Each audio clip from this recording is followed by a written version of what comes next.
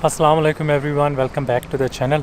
आज के व्लॉग में मैं अपने एरिया को एक्सप्लोर करना चाह रहा हूँ। ये वो एरिया जहाँ पे मैं रहता हूँ, इसे कहते हैं राइन माइन एरिया। मैं तकरीबन यहाँ पे पिछले 5 साल से रह रहा हूँ क्योंकि मैं जॉब भी यहाँ पे कर रहा हूँ। और यहाँ इस एरिया को राइन माइन इसलिए कहते हैं क्योंकि यहाँ पे रिवर राइन और रिवर माइन गुजरते हैं, जो कि जर्मनी के सबसे बड़े रिवर्स में से आते हैं। और जो सबसे बड़ी सिटी यहाँ पे लगती है वो फ्रैंकफर्ट, जो मेरे घर से तकरीबन 30 किलोमीटर के फासले पे है। बाकी जो 2 बड़ी सिटीज़ हैं जो बिल्कुल घर के पास हैं वो है विस्बाडन और माइंस। और आज जो है इस बेसिकली इस एरिया को एक्सप्लोर करते हैं क्योंकि एक तो रमज़ान है, तो 4-5 घंटे में जो है ना बड़े आराम से मैं ये एरिया एक्सप्लोर कर सकता हूँ और काफ़ी खूबसूरत एरिया है। तो let's go.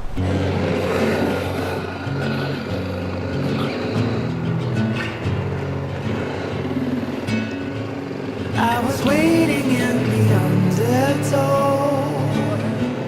set adrift with featherweight light bulb. अभी हम जहाँ से गुजरेंगे, ये सामने जो पुल आ रहा है इसे कहते हैं, यहाँ से गुजर रहा है रिवर माइन। और साथ ही जो है वो रिवर राइन है। तो ये माइन जो है ना ये जाके उसमें गिर जाता है। माइन जो है ये जर्मनी से स्टार्ट होता है और ये जर्मनी के मेरे ख्याल में जो जर्मनी से स्टार्ट होते हैं और जर्मनी में ख़त्म होते हैं रिवर, उन सब में से बड़ा है। ये गुजर रहा है यहाँ से और यहाँ पे जाके जो है आगे सामने रिवर राइन में गुजर जाएगा, जिसके साथ साथ मैं आगे जो है ना ड्राइव करके जाऊँगा।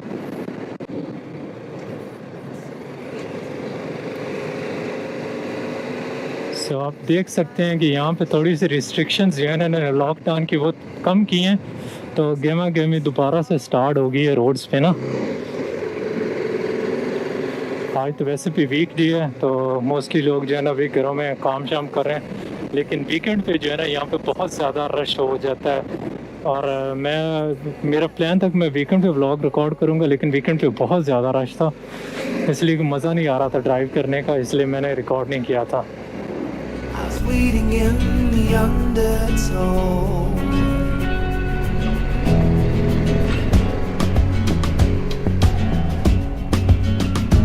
And the water feels like a friend I've not seen in years. So familiar and strange at once, like a lover who lost her touch. At first अभी हम लगेंगे ऑटोबान पे, जो कि हाँ यहाँ की स्पीड लिमिट के बगैर है, इस एरिया में भी स्पीड लिमिट के बगैर है। तो थोड़ी देर वहाँ पे ड्राइव करूँगा और उसके बाद जो है वो छोटी रोड की तरफ जाएंगे, क्योंकि ऑटोबान पे चलाने का जो है ना बाइक वो मज़ा नहीं आता। सीनरी सारी जो है ना वो इन छोटी रोड्स पे ही होती है।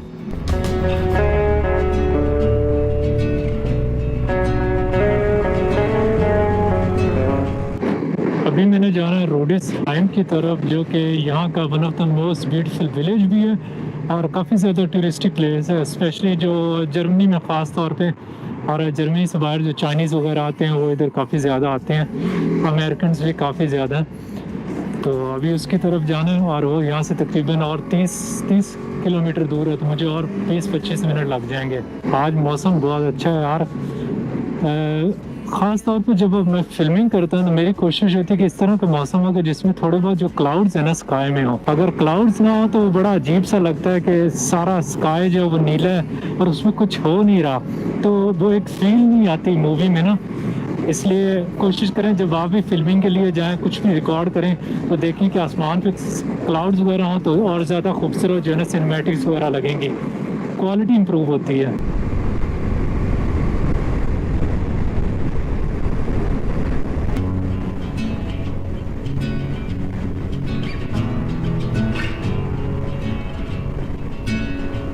I was waiting in the undertow,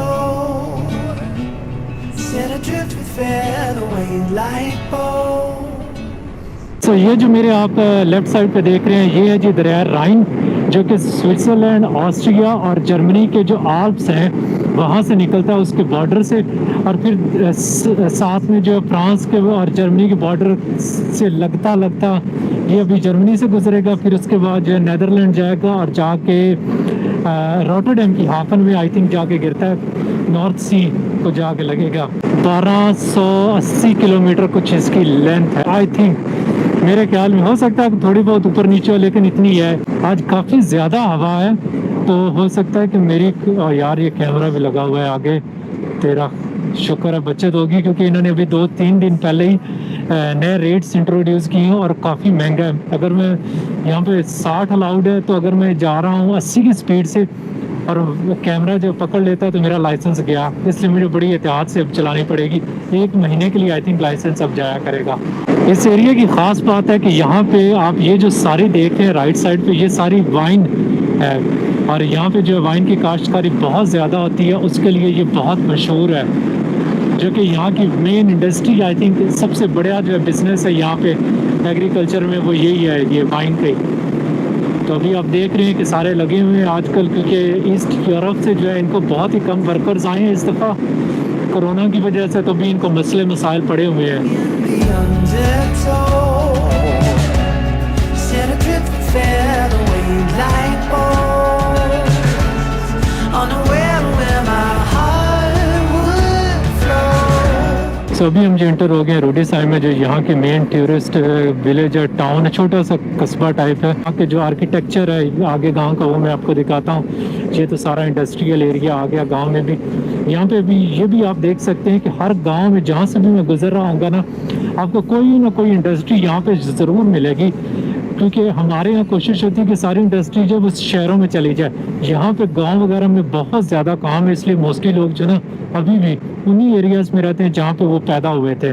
normally अगर मैं इन दिनों यहाँ हूँ तो यहाँ पे बहुत ज़्यादा रश होता है।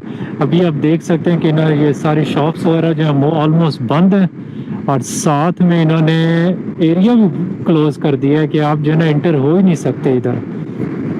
देखते हैं कि कुछ खुला भी है। ये सिर्फ आइसक्रीम वाली शॉप्स मुझे जो है ना लग रही हैं खुली।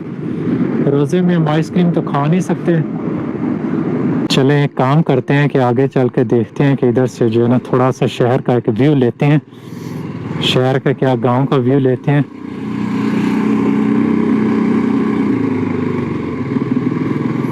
सब कुछ ऑलमोस्ट बंद है यहाँ पे।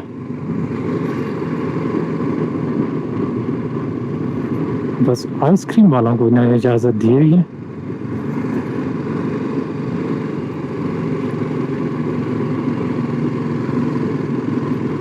यहाँ से तो जा नहीं सकते, यहाँ पे ट्राई करके देख लेते हैं हम, इधर से हम जा सकते हैं। ये बड़ा टिपिकल सा जर्मन आर्किटेक्चर है यहाँ पे।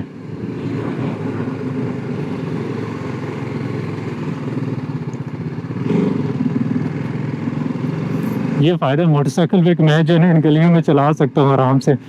गाड़ी पे जो है ना मसला होता है और अक्सर जो है अलाउ भी नहीं होता। मोटरसाइकिल पे चलो बंदा घुस भी जाए ना तो उन्हें कहता है मुझे पता नहीं चला, कोई माफ़ कर दो।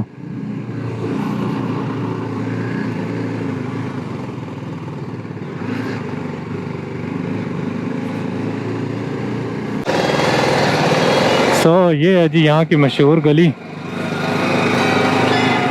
बहुत ही खूबसूरत आर्किटेक्चर है यहाँ का। अलाउ नहीं है, आगे एक बंदा बैठा हुआ है, गुस्सा ना करें।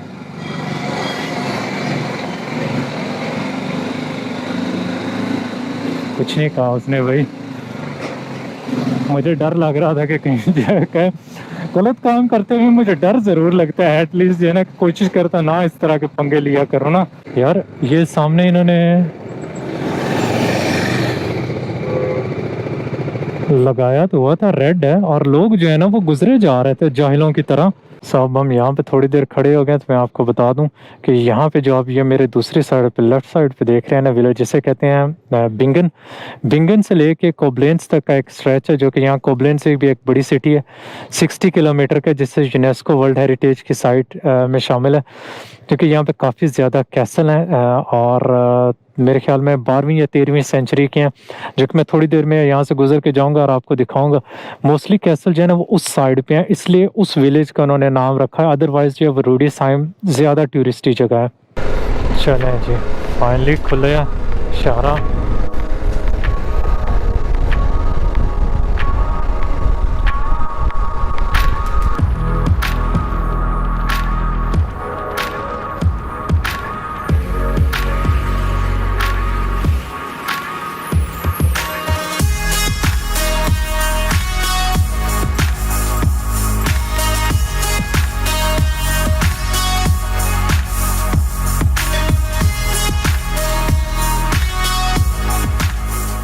अभी यहाँ पे हल्की हल्की सी बारिश स्टार्ट हो गई है। मेरी किस्मत अच्छी कि मेरे सामने से जो है ना जो बारिश एक शदीद किस्म की गुजरी है 2-4 मिनट के लिए, वो आगे से गुजर गई है, बचत होगी।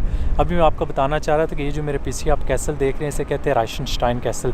इस रीजन में काफ़ी ज़्यादा कैसल्स हैं और ये बने थे रोमन्स के दौर में, जब उनके लिए ये इम्पॉर्टेंट रीजन था यहाँ पे, क्योंकि ट्रांसपोर्टेशन सारी यहाँ से होती थी सेंट्रल यूरोप में। और बाद में जब 16वीं सेंचुरी में हुई थी यहाँ पे वॉर, 30 ईयर वॉर, शायद उसके बारे में ज़्यादा लोगों को नहीं पता, तो मैं आगे जाके वो भी आपको बताता हूँ। उसमें ये सारे कैसल जो है ना ये तबाह हो गए थे। अब इन सब को रेनोवेट किया गया बाद में, क्योंकि ये प्राइवेटली ओन्ड फैमिलीज़ के कैसल हैं और इनमें मोस्टली जो है कोई होटल है या किसी फैमिली जो है ना वो अपना घर भी उन्होंने बनाया हुआ है, रह रहे हैं यहाँ पे भी।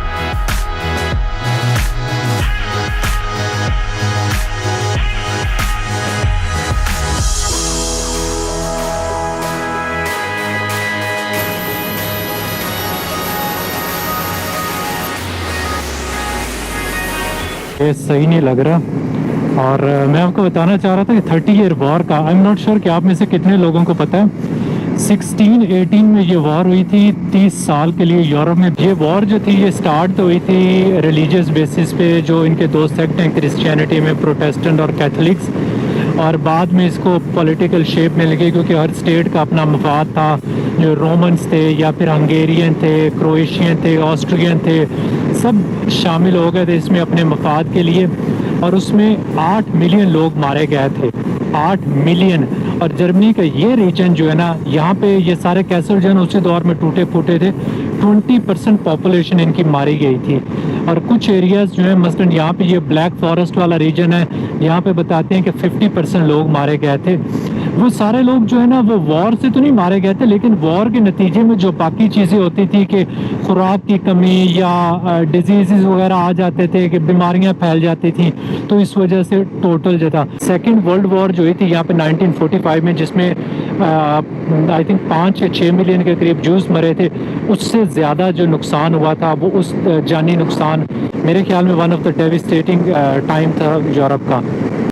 और अभी आप देख रहे हैं बार बार कैसल आ रहे हैं, आ ही जा रहे हैं, ख़त्म ही नहीं हो रहे।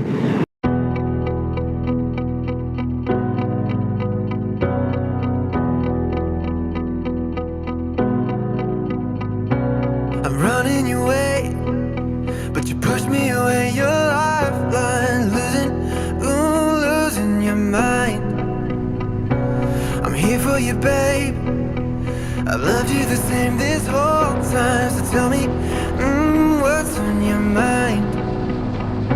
And I'm not here to hear you say you're fine. I can take the pain you hold inside. I wanna know, wanna see it. Can I feel your grip tonight? Can't get this off. ये जो curve आते हैं ना, मज़ा आता है यहाँ पे चलाने का। यहाँ पे लेकिन है 50 ही, इसलिए 50 से ऊपर नहीं जाना।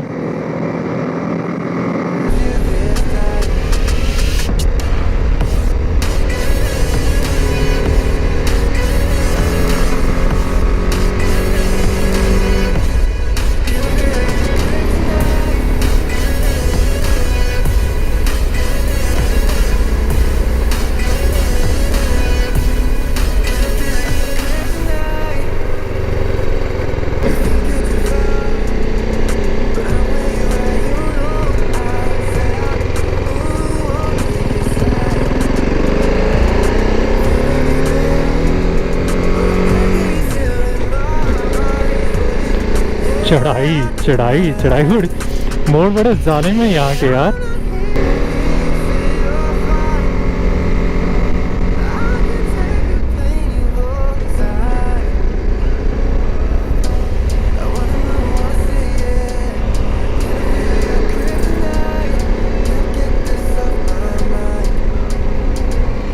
पहुँच गए हैं हम कि अभी नहीं? नहीं, थोड़ा सा आगे और जाना है।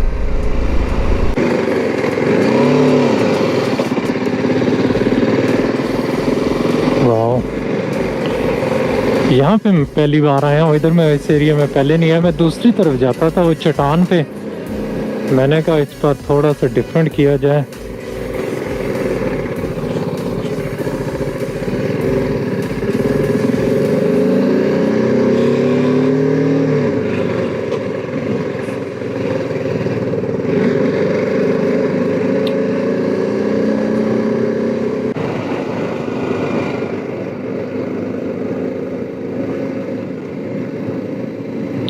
खूबसूरत खूबसूरत घर हैं यार यहाँ पे, स्पेशली जिनके व्यू उधर के हैं ना, बहुत ही आला।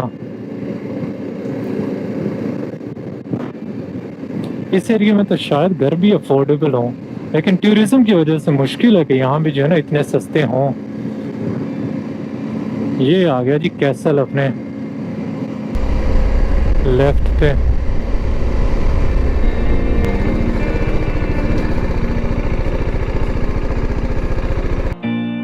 It's a perfect day for the road. The blue sky will take us home. We'll take it easy, we'll take it slow. सो ये मेरे ख्याल में अपर राइन वैली का जिसकी मैं बात कर रहा था, जो यूनेस्को वर्ल्ड हेरिटेज का एरिया है, उसमें सबसे खूबसूरत एरिया ये वाला है, स्पेशली क्योंकि यहाँ की रॉक्स जो हैं वो हाई हैं और साथ में 4-5 कैसल जो है ना वो एक दूसरे के साथ साथ हैं। और अभी अफ्तारी में तकरीबन 1-1.5 घंटा है, इसलिए मैं दूसरा 1.5 घंटा नहीं है 2 घंटे हैं पूरे, और मुझे घर जाने में तकरीबन 1.5 घंटा लगेगा, क्योंकि अगर मैं यही रोड लूँ जो सीधी दरिया के साथ साथ आ रही है तो मुझे लगेगा तकरीबन 1.25 घंटा, और अगर मैं अंदर से जाऊँ तो 1.5 घंटा 1 घंटा 40 मिनट जो है ना लग जाएंगे। तो अभी टाइम है तो अंदर से रोड ले लेंगे, वो थोड़ी सी डिफरेंट हो जाएगी और थोड़े से कर्व्स हैं, माउंटेन्स हैं, तो मज़ा आएगा। चलते हैं उधर से।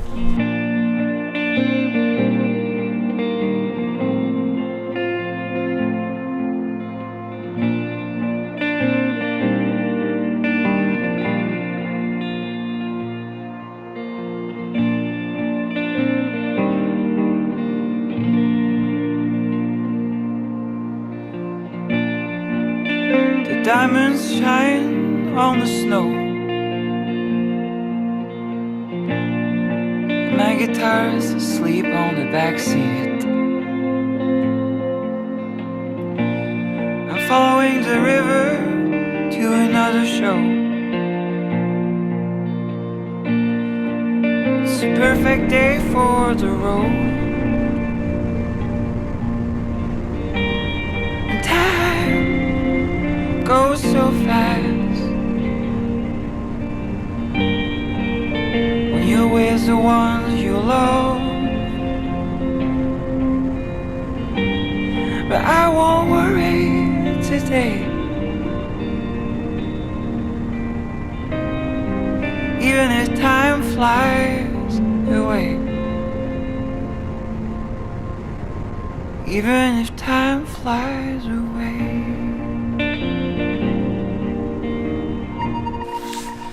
मैं अभी ऑलमोस्ट अपने घर के करीब पहुंच गया हूँ और यहाँ पे ऑलमोस्ट अफ्तारी का भी टाइम हो गया है, 4-5 मिनट रह गए, इसलिए व्लॉग को यहीं पे ख़त्म करते हैं और जल्दी से जाके अफ्तारी करते हैं। बड़ी भूख लगी है मुझे, और जब तक यहाँ पे जो है मेरा ट्रिप स्टार्ट नहीं होता, टूर स्टार्ट नहीं होता, मैं आसपास के एरिया जो एक्सप्लोर करूँगा, और स्पेशली जब जर्मनी की दूसरी स्टेट्स में हमें जाने की इजाज़त होगी, ख़ास तौर पे बायर्न में। अभी वहाँ पे आज के दिन जब मैं व्लॉग बना रहा हूँ तो वहाँ पे हमें मोटरसाइकिल चलाने की इजाज़त नहीं है, और जब हमें वो इजाज़त होगी तो मैं वो एरिया भी एक्सप्लोर करूँगा जब तक बॉर्डर नहीं खुलते।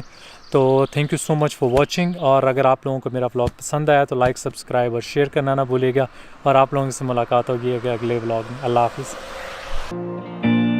It's a perfect day for the road. The blue sky will take us home.